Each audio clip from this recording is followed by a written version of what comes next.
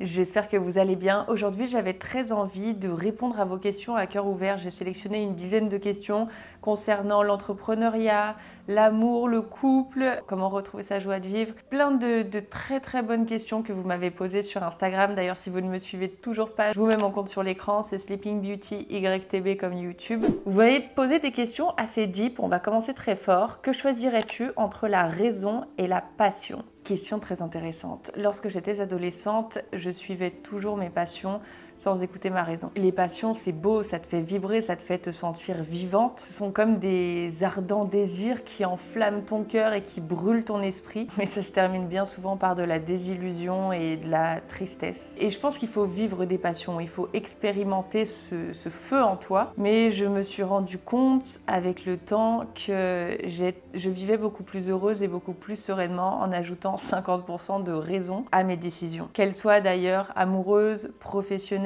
amicales, la passion, ça peut t'enflammer, peu importe le sujet. On nous dit depuis qu'on est tout petit, écoute ton cœur, et voilà, qu'on devrait toujours écouter notre cœur pour faire des choix, mais je suis pas 100% convaincue de cela. Bien sûr qu'il faut prendre en compte ses sentiments, ce que l'on aime, ses envies, mais de là à se laisser posséder par la passion, qui est un sentiment beaucoup plus fort, voire dévastateur, eh bien, c'est pas toujours source de bonheur. Faut avoir conscience de ça. Ça va te faire vivre des choses très fortes, mais ce sont pas forcément des choses qui te rendront très heureuse.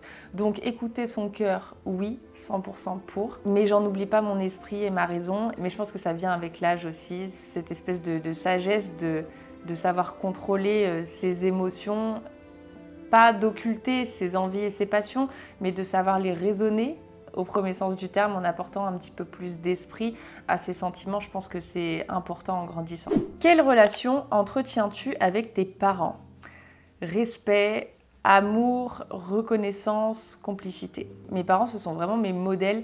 Il y a des qualités que j'admire énormément en chacun d'eux. J'admire la rigueur, la discipline, la précision et le dévouement absolu de ma mère.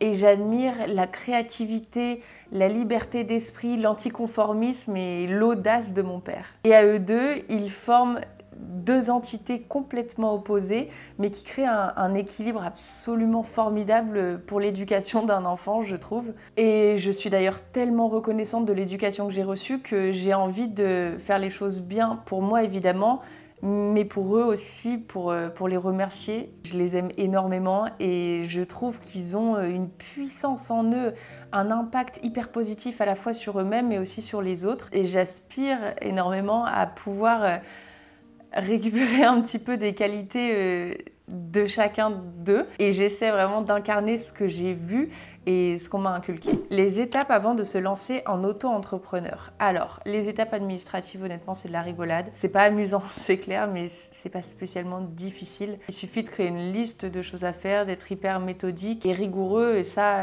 honnêtement, tout le monde y arrive et tu trouves toutes les étapes à faire pour être auto-entrepreneur sur Internet sans aucun problème. Mais il y a des questions hyper importantes à se poser avant de franchir le cap de l'entrepreneuriat. Déjà, la base des bases, est-ce que je suis assez passionnée par mon projet ? Et on parlait des passions dans la première question, mais là c'est vraiment, est-ce que c'est un projet que j'aime plus que tout ? Est-ce que j'ai absolument envie de concrétiser cette idée ?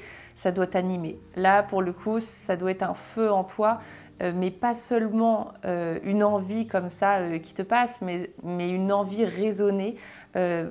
C'est-à-dire savoir exactement pourquoi tu veux le faire, quelles sont les raisons. Et comme tu vas vendre ton produit ou ton service à des gens, est-ce que tu as fondamentalement ce côté un petit peu humain ? Est-ce que tu as envie d'aider les autres ? Est-ce que tu as envie d'améliorer leur vie ? Est-ce que ton projet te tient tellement à cœur et que c'est pas juste une question d'argent ou de liberté de planning, tu vois ? Parce que si tu n'aimes pas assez ce que tu fais, ton projet, ta mission, ton produit, ton service, eh bien, lorsque ce sera difficile, tu vas te décourager et tu vas abandonner et ce sera forcément difficile à un moment. Et c'est humain de s'impliquer à 100% uniquement dans ce qu'on aime vraiment faire. Moi, par exemple, à l'école, j'aimais pas spécialement les maths, j'adorais le français. Eh bien, je m'impliquais à 100% dans la littérature et les mathématiques. Comme j'aimais pas tellement ça, je me contentais du minimum. Sauf que quand tu es dans l'entrepreneuriat, tu peux pas te contenter du minimum, tu dois toujours être à 1000%. Et lorsque l'on sait que 80% des entreprises font faillite dans les 3 premières années, on a plutôt intérêt à y croire à 1000%, à se dire que c'est notre bébé, qu'on veut absolument réussir, qu'on n'a pas le choix, que c'est en nous et qu'on va y arriver. Et donc on doit absolument aimer se lever tous les matins pour s'occuper de ce bébé. Deuxième question, est-ce que je suis prêt à travailler beaucoup plus qu'en étant salarié? Parce que oui, en règle générale, tu vas travailler bien plus. Si tu veux être entrepreneur, sache que tu vas travailler tous les jours de la semaine, que même lorsque tu vas prendre des vacances, eh bien tu ouvriras ton ordinateur en vacances, que tu vas travailler très tard le soir. Si tu travailles pas, la boîte tourne pas, surtout au début. Normalement, tu n'as pas de salarié, tu peux compter que sur toi-même, donc tu dois vraiment te faire violence et en général, comme tu es passionné par ce que tu fais et que tu as envie que ça réussisse, tu travailles encore plus que ce que tu devrais. Vraiment, tu vas charbonner comme jamais et si tu ne travailles pas à la fois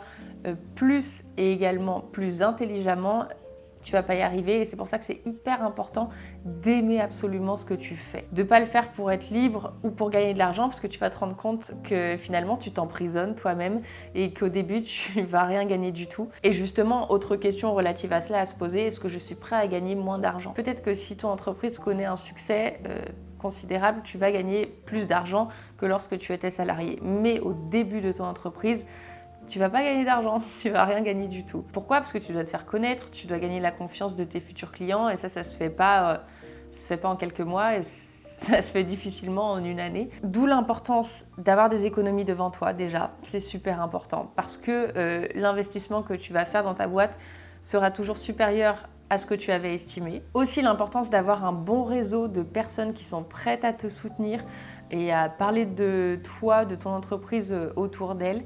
Le réseau très important également et aussi une excellente stratégie marketing. C'est pas suffisant d'avoir quelques clients, c'est pas suffisant d'avoir un excellent produit. Aujourd'hui, la stratégie marketing est hyper importante et je pense que ça doit être une des premières étapes lorsque tu penses à ton produit, en parallèle de penser également à comment tu vas le vendre, à qui tu vas le vendre et surtout qu'est-ce que tu vas mettre en place pour te faire connaître.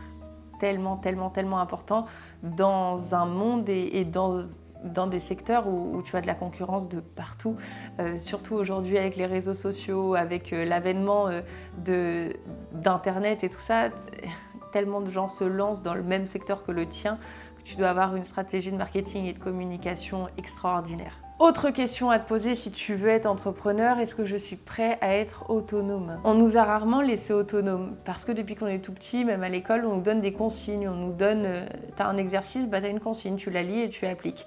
Et parfois ça peut être difficile justement d'être un peu livré à nous-mêmes sans consigne et en n'ayant que nous-mêmes pour nous dire quoi faire, quand le faire, comment le faire. Et donc ça peut être difficile de savoir par où commencer ou de savoir quoi faire. Donc c'est pour ça que c'est hyper important d'être autonome et d'aimer être seul aussi. Parce que la plupart du temps, soit tu commences seul, soit tu commences avec un associé, mais tu es souvent très seul quand tu es entrepreneur.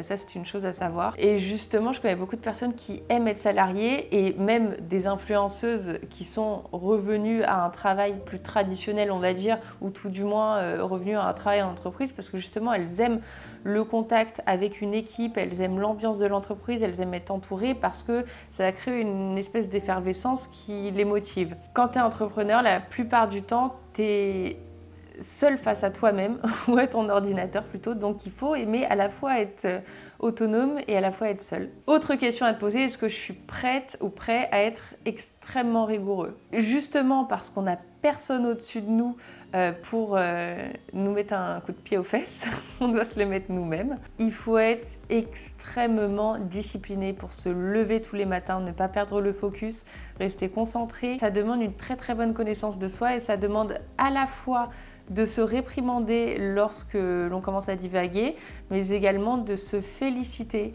lorsque l'on atteint certains petits objectifs. C'est vraiment hyper important de célébrer chaque victoire. Ça peut paraître tellement bateau de dire ça, mais faut être vraiment le parent sévère et le parent réconfortant. En gros, on joue un petit peu tous les rôles. Il faut être à la fois son propre enfant et à la fois son parent, à la fois le maître et à la fois l'élève si vous voulez. Et enfin, la dernière question à laquelle je pense, est-ce que je suis prête à porter les problèmes de l'entreprise H24 sur mes épaules? Quand tu es salarié, tu rentres chez toi, tu mets un petit peu les problèmes de ton travail de côté, tu passes du temps avec ta famille, tu souffles un petit peu et tu tu t'échappes de ton quotidien de travail. Et même si tu es 100% impliqué dans ton travail, eh bien c'est tout de même pas pareil. Parce que même si l'entreprise fait faillite, même si tu l'aimes terriblement, que tu es impliqué et tout, eh bien tu vas trouver une autre entreprise. Alors que quand c'est ta propre entreprise, c'est pas pareil, c'est pas le même sentiment. C'est ta responsabilité, c'est ton bébé et il faut quand même avoir les épaules larges pour porter tous ces problèmes parce qu'encore une fois, il y aura toujours des problèmes et ça te suivra même quand tu seras avec ta famille, même quand tu iras te coucher, même quand tu te lèveras. Donc c'est pour ça qu'il faut avoir une peau assez épaisse quand même. Donc voilà, ce sont les questions à se poser avant d'être entrepreneur parce que c'est pas fait pour tout le monde. On idéalise souvent l'entrepreneuriat comme quelque chose d'exceptionnel où tu as une liberté absolue alors que c'est juste une prison dorée et tu as des contraintes au même titre que lorsque tu es salarié. C'est simplement que toutes les responsabilités sont sur toi et tu gères tout toi-même. Tu n'as personne au-dessus de toi et donc voilà, c'est deux choses complètement différentes. Encore une fois, on n'a pas à juger l'un ou l'autre. Chacun fait bien ce qu'il veut et chacun fait bien ce qu'il peut. Prochaine question, où en es-tu avec ta seconde entreprise que tu disais sortir dans pas longtemps en 2020? Je sens une petite pointe de mépris là-dedans. Alors en 2020, il y a eu, même avant, ce petit virus qui nous a tous retardés, n'est-ce pas, dans nos projets. Mais j'en ai profité pour faire grandir l'entreprise dans l'ombre, sans en parler. À la base, je voulais sortir un truc, mais au final, je vais en sortir deux. Et ça demande énormément de temps, de réglementation, de responsabilité, de beaucoup de stress et bien sûr que je vous parlerai de tout le processus lorsque ce sera sorti, même si j'en parle pas, il y a énormément de choses à faire évidemment, mais je suis très excitée à l'idée de pouvoir vous dévoiler tout ça et de partager une nouvelle aventure avec vous. Et mon Dieu que c'est long et que c'est dur, mais c'est passionnant.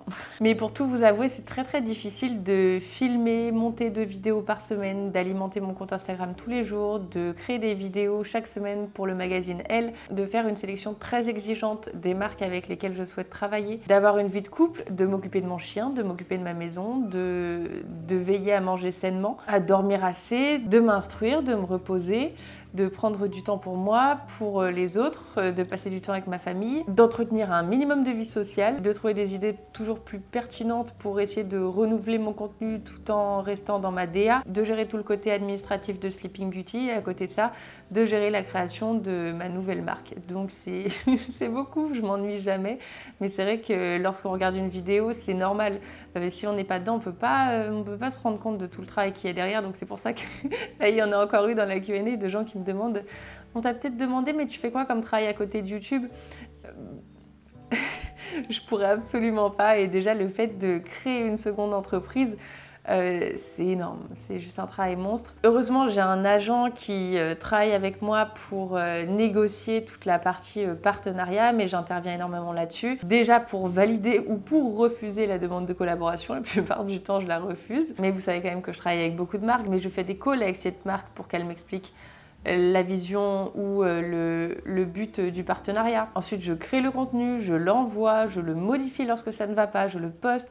Donc ça, c'est encore une autre partie énorme. Donc voilà, tout ça pour vous dire que je suis bien occupée et que la création de ma marque, bien sûr que ça me tient énormément à cœur, mais ça demande énormément de temps, mais ça va être très cool.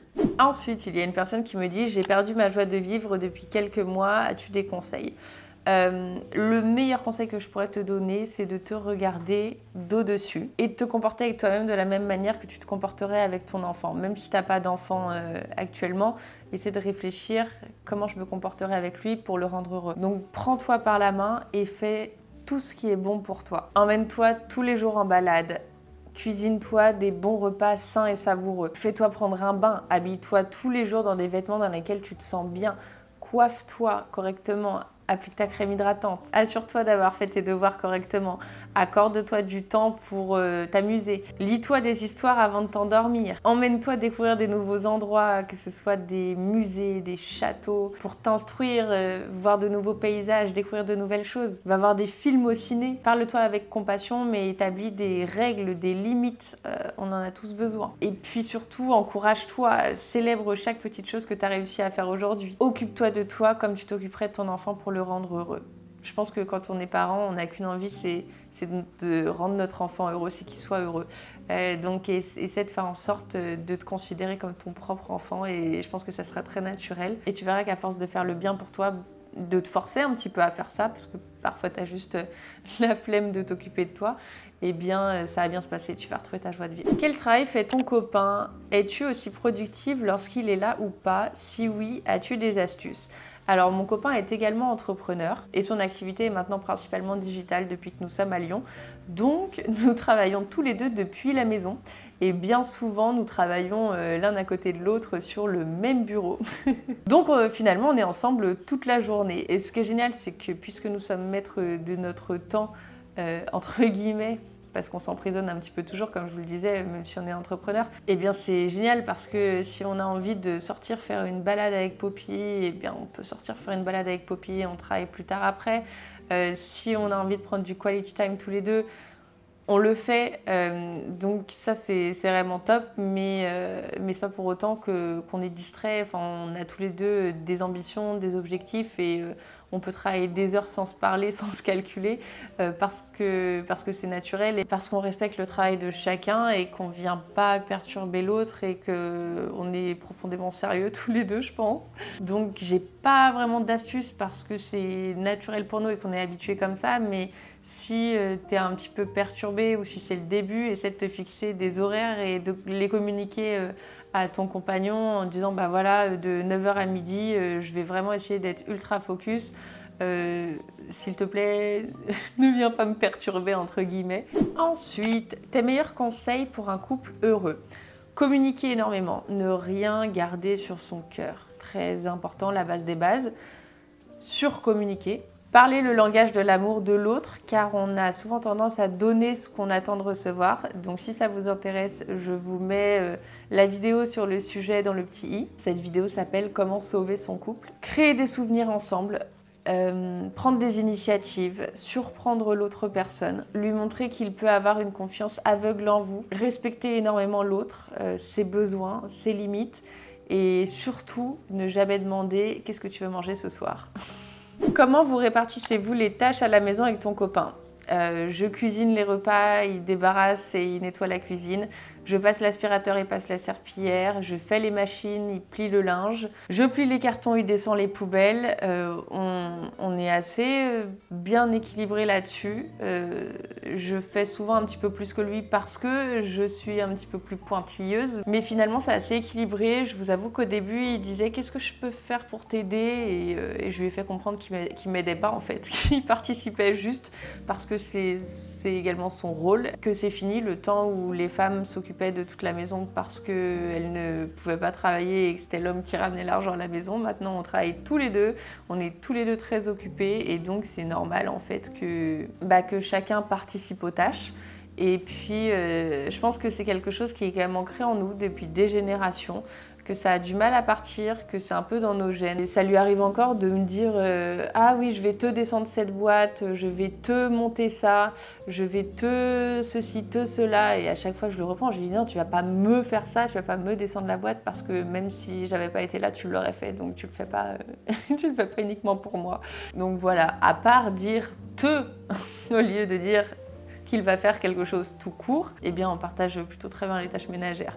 Et enfin, dernière question, selon ton expérience, comment savoir si l'on est prêt à se remettre en couple? Je dirais qu'on est prêt à se remettre en couple lorsque l'on ne pense plus à être en couple.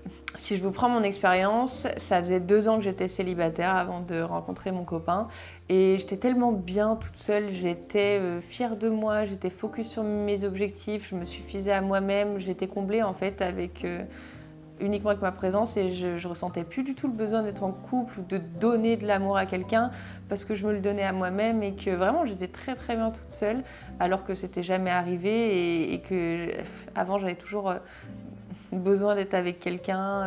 J'attendais qu'on vienne me rendre heureuse et j'arrivais pas à être 100% comblée uniquement avec moi-même. Et à partir du moment où j'ai réussi à le faire, eh bien c'est là que l'amour est venu frapper à ma porte. Mais je l'ai accueilli beaucoup plus sainement et sereinement parce que j'avais pas un manque à combler, parce que j'attendais rien de lui en fait, j'attendais pas qu'il vienne combler un manque en moi. Et si ça fonctionnait pas, c'était pas grave parce que je serais revenue à ma situation initiale dans laquelle j'étais très heureuse toute seule avec moi-même. Et je pense qu'il faut déjà avoir fait la paix avec soi-même et se dire que nous sommes deux entités qui s'unissent pour le meilleur et pour le pire certes, mais qui s'unissent et qui sont plus forts ensemble. Mais séparément, ces deux entités sont très puissantes également et se suffisent à elles-mêmes. L'un ne dépend pas de l'autre pour vivre. La vie, c'est pas Roméo et Juliette.